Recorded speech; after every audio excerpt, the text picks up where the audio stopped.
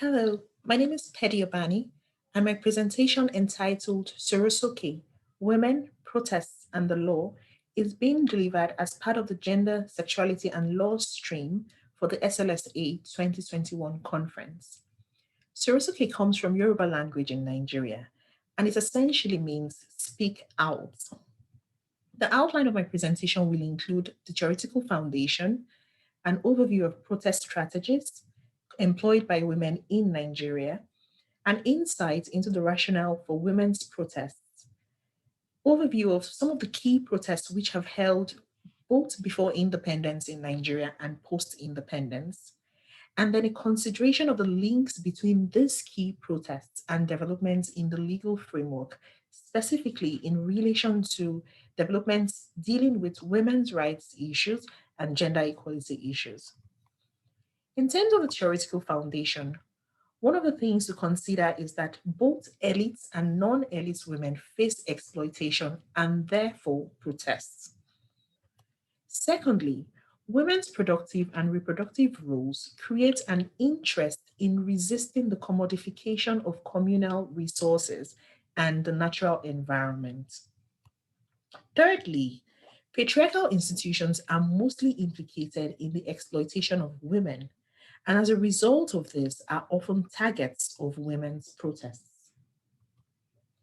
The question then is, how have women's protests impacted on laws and policies on women's rights issues in Nigeria? In terms of the strategies which women have employed in protesting, one of the very common strategies has been song, dance, and ridicule. Secondly, women have also employed mass mobilization, coming out in high numbers to protest against issues. Thirdly, women have also targeted government buildings, especially in cases where the government has been implicated in these issues that form the focus of protests. A fourth strategy employed by women is curse of nakedness, in which the women strip themselves bare of clothes and in that state mete out curses against the institutions or the persons that are seen as the oppressors or the reason for their anguish or the reason for their despair and therefore the reason for their protest. Another strategy has been through mediation by the use of social institutions at different levels, from the local level to the national level and in between. There has also been the use of social media and the use of internationalization or resort to global alliances as a way again of protesting successfully within the context of women's protests in Nigeria. Now, what has been the reason for this protest? In the pre-independence era, some of the popular protests by women in Nigeria have been as a result of rumored plans of direct taxation of women and excesses of the government institutions. So essentially economic reasons and also because of violation of women's rights by government institutions. Another common reason for protests in the pre-independence era has been the confiscation of goods owned by women, and also the imposition of external price controls, which again violated women's socio-economic rights. Thirdly, women's protests in the pre independence era have also been linked to nationalist movements. So the women protested as a way of supporting the nationalist movement towards gaining independence for the country. Now, post independence, has there been a difference? Yes. What we found is that some of the major protests that have occurred post-independence era in Nigeria have been linked to environmental protection and environmental protection issues. For instance, within the context of the Niger Delta region. Another reason for protests post-independence in Nigeria has been gender-based violence against women and girls. The third reason post-independence has been the political victimization of sons by the government. And fourthly, the brutality of state security forces against both men and women, especially young men and women, has also led to women being involved in massive protests. So the term Soke became popular last year, that was in 2020, during the NSAS protests. And that again was one protest that had a heavy influence of women, both because women have been at the center of brutality of state security forces, but also because women again have been not only at the center of the brutality of state security forces, but have also had family members who again have been at the receiving end of this brutality. Now, in terms of the actual protests that have occurred, so like I mentioned, in the pre-independence era, the issues around taxation formed the main crux of the protest in the Women's War in 1929. And what came out of that protest? It led to the overthrow of the colonial administration's warrant chief system and resistance to further taxes within the eastern part of the country where the protests occurred. A second example was the revolt by the Abiakuta Women's Union in the 1940s. Again, that led to the abdication of the Alake of Abiakuta, who was seen as the main instrument of oppression against the women. It also led to very significant market reforms and the protection of the women's economic rights within that context. A third example is the militancy against the structural adjustment programs of the military government in the 1980s.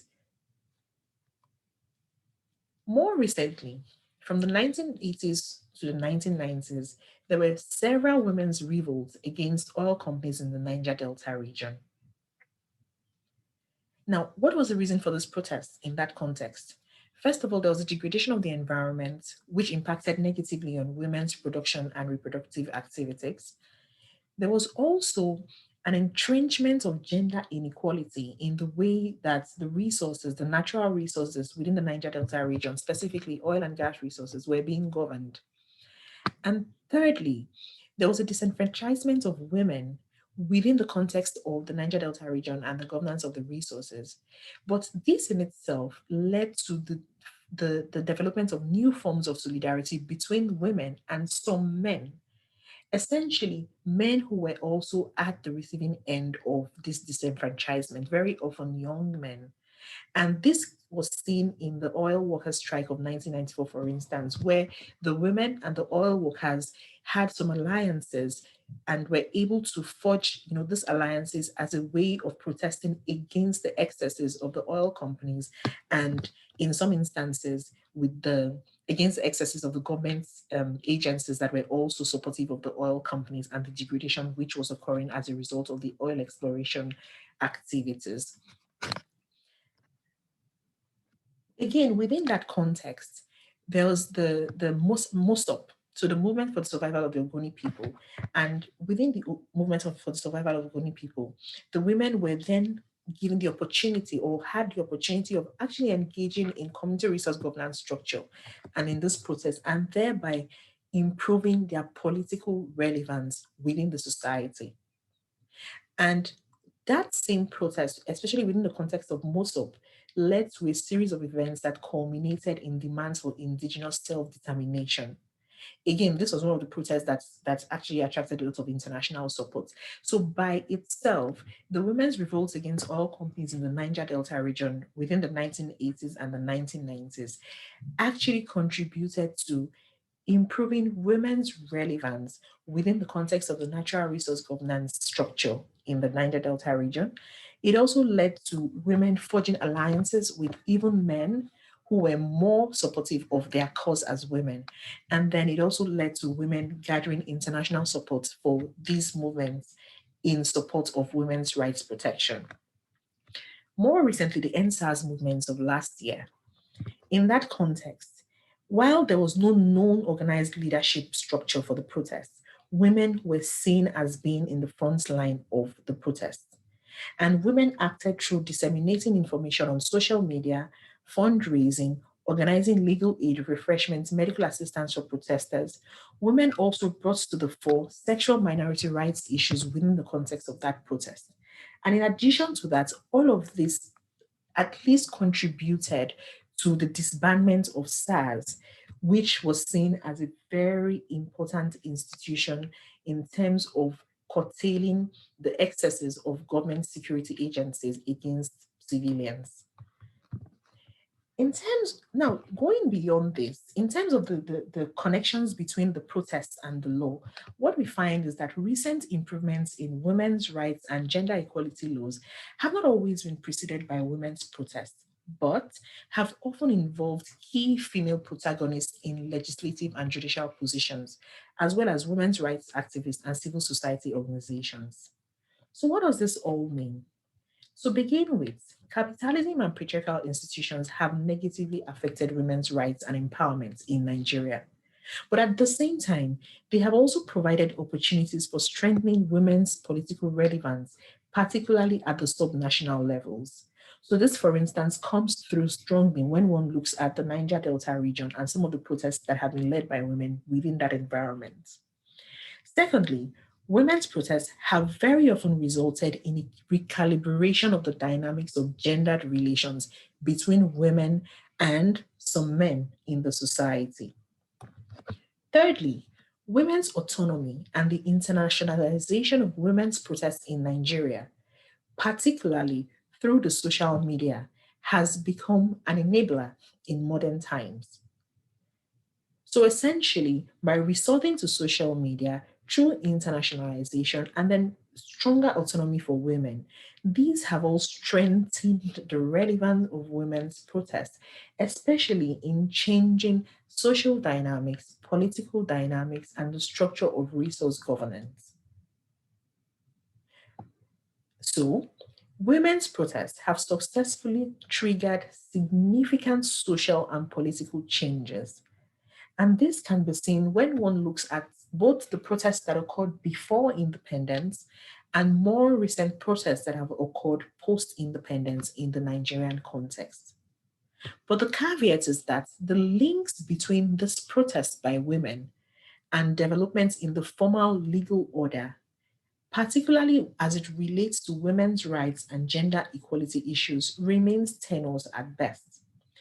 So, while women's rights issues and women's and gender equality issues are very important aspects of women's protests, especially when one looks at the international level, within the Nigerian context, we find that there are very many other issues that have engaged women's protests, not necessarily tied to gender equality and women's rights, particularly when one looks at more recent protests post independence. It then becomes important for us to think about ways of strengthening the links between women's protests and developments in the formal legal order, channeled towards strengthening women's rights and improving gender equality for the protection of women's rights issues in the Nigerian context. Thank you.